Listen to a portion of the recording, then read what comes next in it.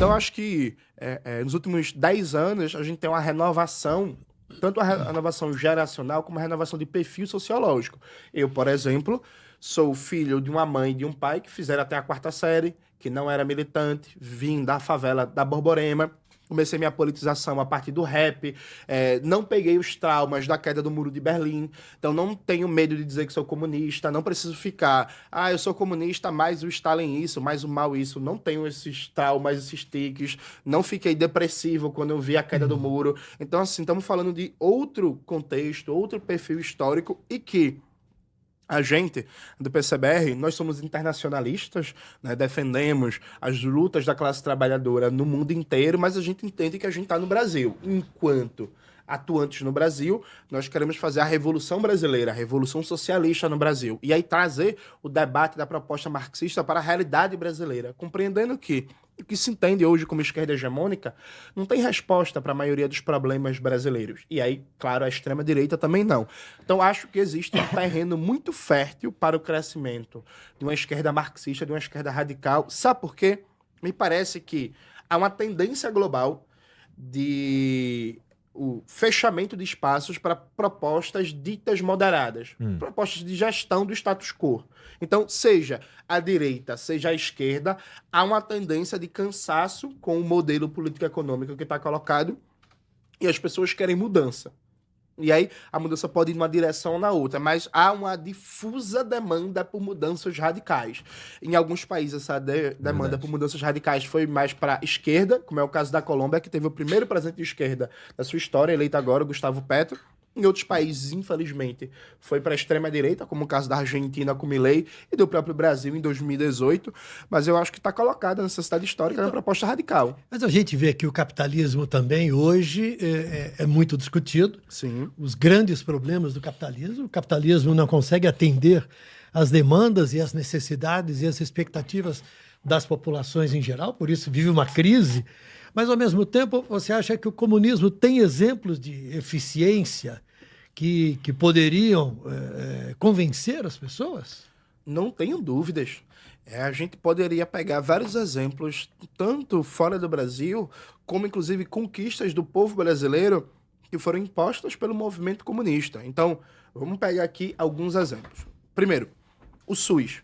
O SUS tem vários problemas, tem várias dificuldades, porque é subfinanciado, é desfinanciado e tal, mas o SUS, ele, por exemplo, impediu milhares de mortes durante a pandemia. Como é que o SUS foi criado? A partir da militância da reforma sanitária, profundamente influenciada pelos comunistas. Grande parte dos sanitaristas ali da Fiocruz, que tiveram um papel fundamental nas conferências de saúde, especialmente na conferência de 86, que deu origem ao SUS, eram comunistas, inclusive estavam inspirados no modelo de saúde da União Soviética, de Cuba, ou experiências de prefeituras comunistas dirigidas pelo PCI na Itália. Então, por exemplo, existe SUS graças aos comunistas.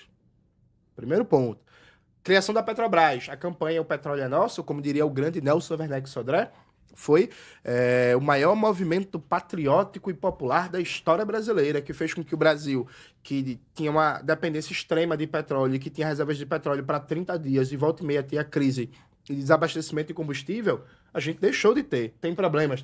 O combustível é caro. Dentre outras coisas, porque os acionistas estrangeiros e nacionais mandam na Petrobras. Mas assim, a gente não tem mais crise de desabastecimento de combustível. Só existe Petrobras graças também à militância do movimento comunista. E só para dar exemplos nacionais, poderia dar muitos outros. Para não me estender, se a gente for pegar a experiência internacional, por exemplo, Cuba é um exemplo para a gente ter o que aprender, por exemplo, em saúde e educação. Cuba é radical no analfabetismo, a gente não, é um país muito mais pobre que a gente. Cuba tem um modelo de atenção primária à saúde que é excelência latino-americana. Lá em Pernambuco, no meu estado, em média, só 10 a 15% do orçamento da saúde vai para atenção primária. Então, a prevenção, os cuidados básicos são totalmente descobertos. A gente tem o que aprender. A China, tem um longo debate se a China é socialista ainda hoje ou não.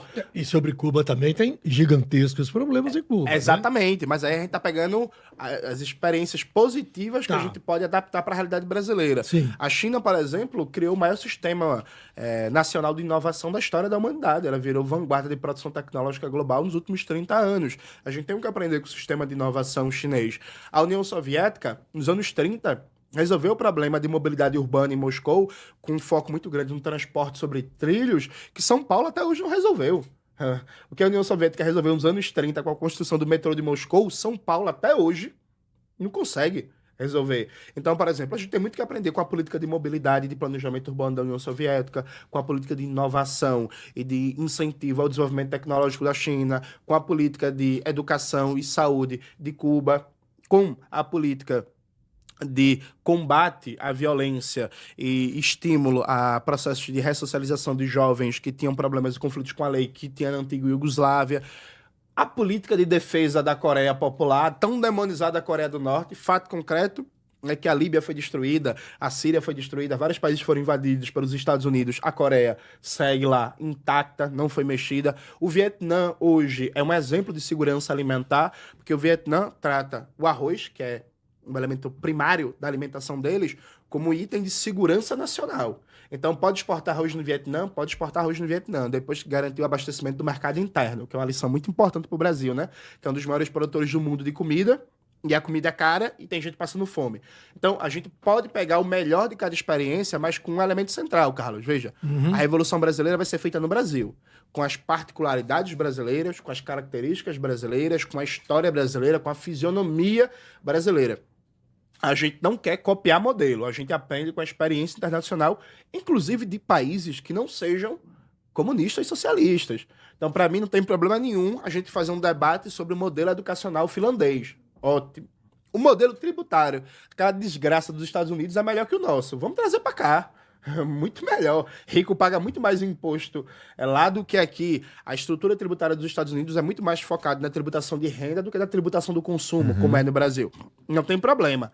Agora, a revolução parte das entranhas do nosso país, né? A gente não quer copiar modelo, a gente quer, pelo contrário, desenvolver toda a originalidade do que vai ser a Revolução Brasileira, que, como diria Darcy Ribeiro, vai ser a coisa mais linda da história humana, porque o Brasil foda, né? Um Brasil socialista.